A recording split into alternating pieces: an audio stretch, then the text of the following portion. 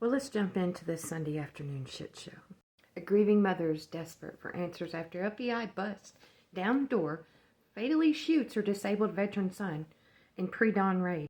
Families desperately seeking answers after FBI agents busted down the door and killed the relative in a pre-dawn raid this week. FBI is refusing to tell grieving mother why they showed up in the armored vehicles at 6 a.m. last Wednesday and fatally shot her son. Showed up in Henderson, Tennessee to serve a man named Theodore Deschler an arrest warrant when things turned deadly. Neighbor states that he was woken up about 6 o'clock in the morning, heard a loud bang, and then heard a couple more. Heard the loudspeakers, "Come out with your hands up," where the FBI were not going anywhere. Before I knew it, I was coming out to see what was going on and watch them bust out their windows, a neighbor said. Theodore's family believes he was unarmed when the agents busted down the door and threw flashbangs into the home. This is a senseless act. You know Teddy was a 100% disabled veteran. He had problems. He had severe PTSD. He had depression. But he was getting help for it, and but was this senseless? He didn't have a weapon on him. He was just trying to get out of the house because it was filled with tear gas. This is what Theodore's mother told the news station. The house was destroyed by tear gas, flashbangs, and bullets. Most of the windows were busted out. The FBI shooting is currently under investigation, so the family is in the dark about the details of the. They are left with many unanswered questions after the relative was fatally shot during an arrest operation by FBI agents. We'll definitely be keeping an eye on this story. Well, Biden is loudly booed at his Lake Tahoe $22,000 rental. Yeah, that's what they allowed him to pay to stay there. His whole family's there too, by the way. Riley Gaines to Pink News. Get your lawyers ready. She has been attacked repeatedly by leftists. But the most recent wild claim is that she is linked to a bomb threat that she was responding. But her way of responding is, get your lawyers ready. Riley Gaines competing in the University of Kentucky NCAA swim team is one of a handful of women who have been explaining that the problems of having biological men who say that there are women in the competition and sharing changing facilities with these females. Does it ever stop? Biden regime declares that war on ceiling fans to fight climate change. Settles on costly new scheme that he could put small manufacturers out of business. And a former teacher of the month arrested and charged with raping a student in Tennessee, reportedly linked to build relationships with pupils in a non-academic setting. Now this story. Teacher assigned kids creative writing project about accidentally unaliving a female. Parents and citizens of Sparta, Tennessee were outraged after learning that a teacher in a local middle school gave an 8th grader students a creative writing assignment with the following shocking sentence as a prompt. I didn't mean to unalive her. I only wanted to hurt her, but now her ghost follows me everywhere. Griffith told the concerned parent of the White County Middle School student that she was just trying to rush to get a prompt up at the end of the class, according to Nashville Philly. But what does the student have to say? He said, "Mom, I sat there the rest of the class period, and all I thought was, my mind is going to dark places," Davis told the school board, according to the broadcast. Now, the response from the teacher was, "Please allow me to express my deepest apologies for the lapse of judgment and the distress that it may have caused," said her apology letter to my students and their parents. Well, Kyle Rittenhouse is sued again. A state of the unstable children molester Joseph Rosenbaum files a third lawsuit against Rittenhouse and police for wrongful death. Developing story, fans pour out of a stadium after 2 people were shot in the Chicago White Sox game.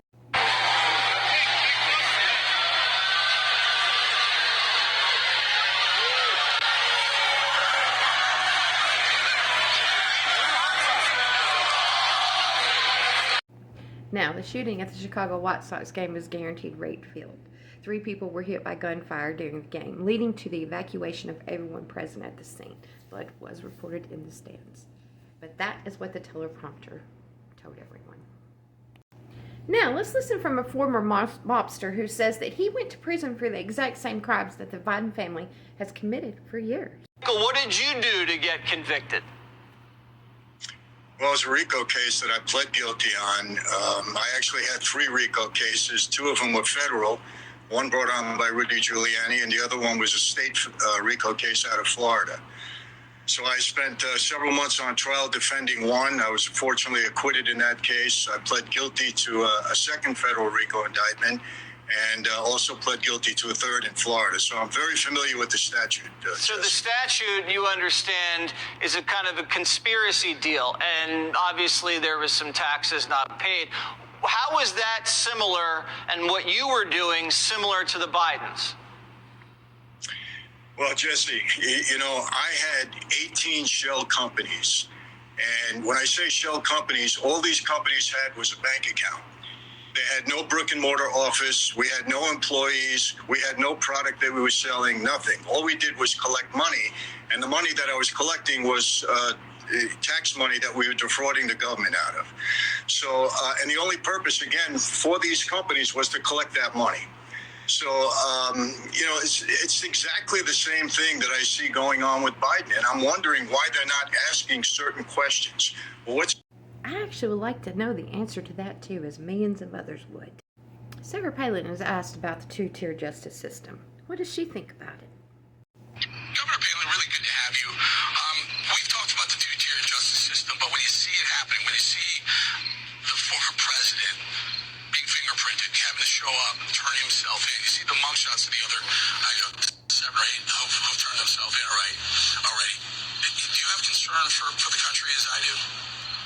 Yeah, absolutely. I mean, I think those who are conducting this travesty and creating this two-tier system of justice, I want to ask them, what the heck? Do you want us to be in civil war? Because that's what's going to happen.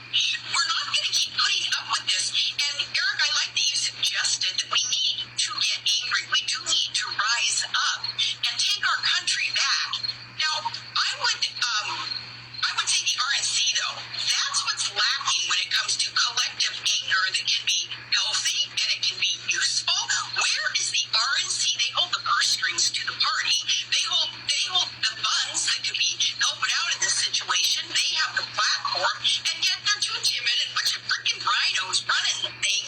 So the RNC, they better get their stuff together or And Biden states that we need more money for a second pandemic. More money. But we don't just need more money for vaccines for children eventually. We need more money to plan for the second pandemic. There's going to be another pandemic.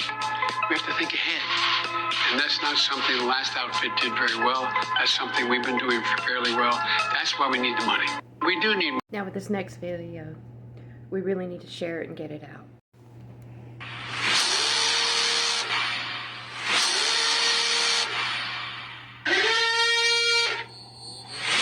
Good morning, TikTok from Minnesota. This is our final day here executing the big search that we had going on in the Twin Cities here in Minnesota, and we are going to ask for your help. This is 15-year-old Ayler Boise. She's of Karen descent, and she's been missing since May 10th. And we are asking for the general public to share this information and get it out, so hopefully some people that may have some insight, know where she is, have seen her in the past, can either contact us, the information is on the flyer, or contact the police department with which this missing persons case was originally filed. We are specifically looking for folks in the Minneapolis-St. Paul area to get this out, somehow get that on that side of TikTok. You can also go to our bio, hit our Instagram, and screenshot it there. That way you have a clearer picture to share on your social media platforms. But again, please share this, and if you have any information, you can see the numbers there at the bottom to contact. Please share so we can find this young lady. That is from Changed Unchanged and part of Dark to Light's podcast of Patriot Mama. And as this being the anniversary of the 13 soldiers, I'll leave you with this. Say their names, Joe Biden. Say their fucking names. It's the guts and it's the glory. Come on, left wings. 100 stripes, 100 stories. Say their names. It's the place. Where you at now? And that is your Sunday afternoon shit show with Country Crazy.